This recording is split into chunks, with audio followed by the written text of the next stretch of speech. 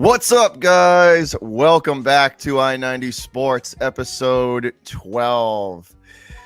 Welcome back, I-90 Sports Nation, Patriots Nation, Boston Sports Nation. What's up, guys? We brought along a special guest this morning to take us into the Pats and Bucks and talk some Red Sox and some Bruins as well. So Shukri Wrights, the voice of the EHL play-by-play guy, the owner of the Shukri Wrights show. Welcome to the show, man.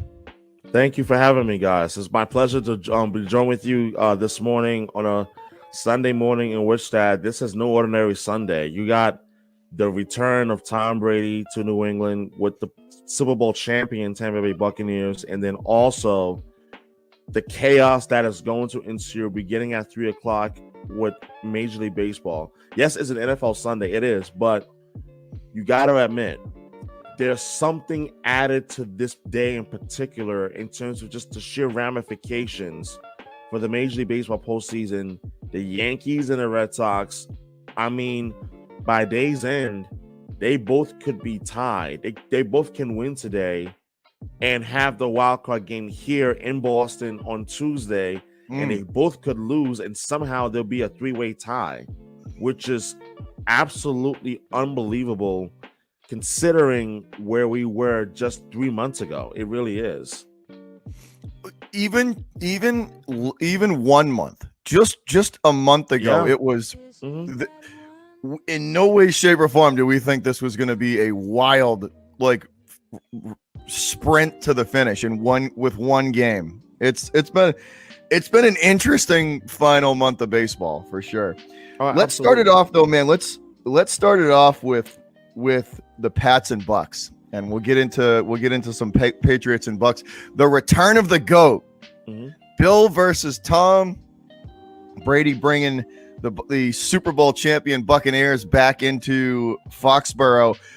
I guess the first question I would want to ask you, man, is how are you going to be looking at this game? Are you going to so here's how I look at it, right? I will give Brady the nod of the head and the acknowledgement pregame and postgame, but the guy's coming in here wearing a different jersey. So for those 60 minutes of the game, he's the enemy, man. I hope he eats the dirt every play, and I hope, he's the enemy, dude. I'm telling you, I will acknowledge him pregame, postgame, and when he breaks the passing record, he gets the respect in that. But outside of that, the guy's wearing a different jersey. He's coming in here as a Buccaneer, not a Patriot. And like I said, I'll give him the respect pre and postgame for what he did for this organization for 20 seasons. But outside of that, I hope he eats the dirt every play. But I'll let you. What do you think, Shukri?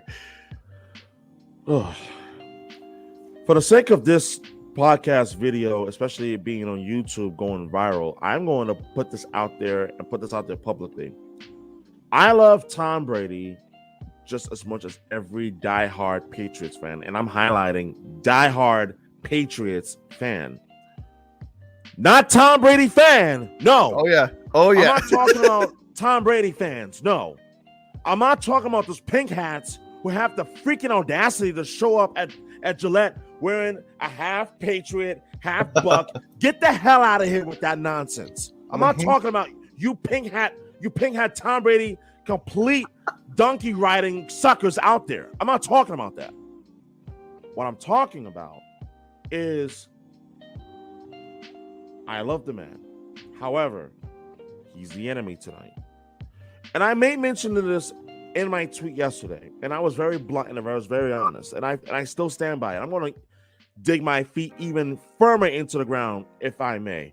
And I'm going to start off by saying I root for the Patriots. I do not root for the enemy. I don't.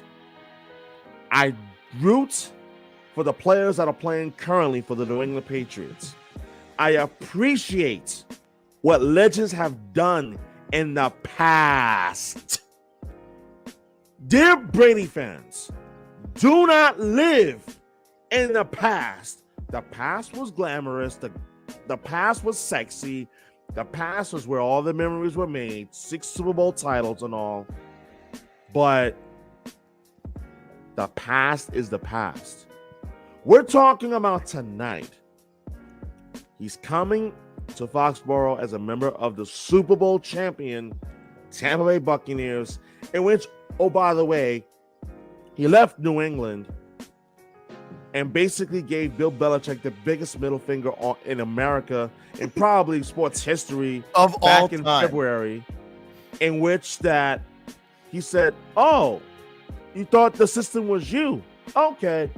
Goes to Tampa. Despite a bit of a slow start, because let's call it for what it was. The Bucs did get off to a slow start in 2020, but they finally figured it out in December and played their best football from December on, all the way through January, through the Super Bowl, in which they won.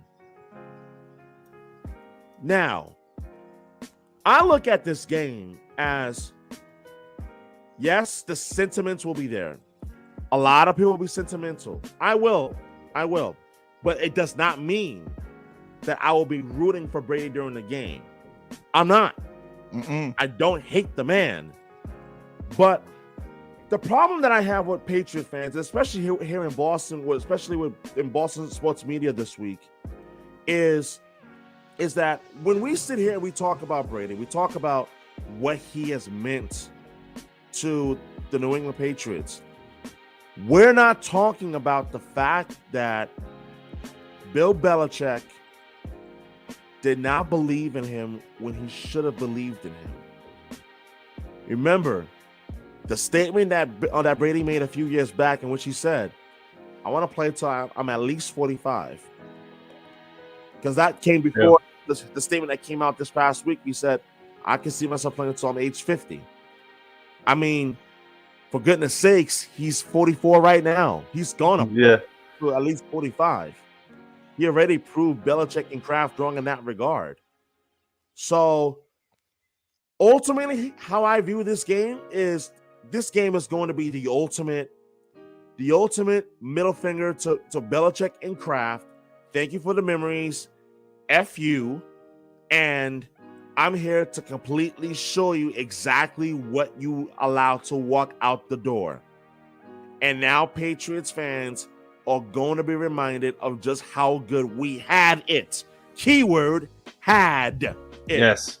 And I mentioned this on yesterday's radio show, the Shukri Wrights show on 91.5 FM, WMFO, and as well as streams nationwide on the TuneIn radio app.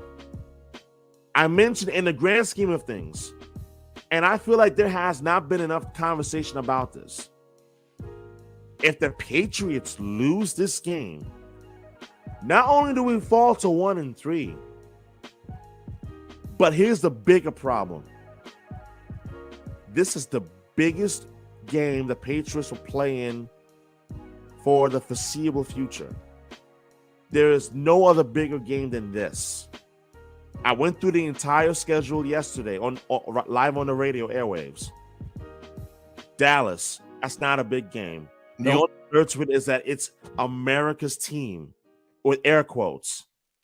The only alert to it is, it's Mac Jones against Dak Prescott. But again, it's like, is that really sexy versus, Brady returning to New England as now a 7-time Super Bowl champion? And let's be honest, which game was circled on our calendars? It wasn't a Dallas one. It was this one. Yeah, we knew about this back since what? Since freaking April, right? Mm-hmm. So for me, it was like, okay, that's easy. Everybody in the NFL knew that this was going to be the game of the year. No ifs, ands, or buts about it. That's not even debatable. But what we also realized, and I brought forth to this, I want to bring forth to this again now. I dare you, or anyone else that's watching or listening to this podcast, circle on your calendar when's the next big game for the Patriots. I'll wait. I'll honestly wait. It ain't against Buffalo. It ain't against the Chargers. It ain't against whatever NFC South team, like the Falcons, for God's sakes, on Thursday Night Football later in the season. It ain't. No. This is the biggest game we'll have for a while. And that's a scary freaking proposition if you're a Patriots fan, considering that we are used to playing in big game year in and year out for 9 straight years, and as well as for the last 20 years that Brady was here. So to wrap up my point, this game is not just another game, but this is going to be the ultimate FU to Bellicheck and Kraft for allowing the most important player of this dynasty to walk out the door.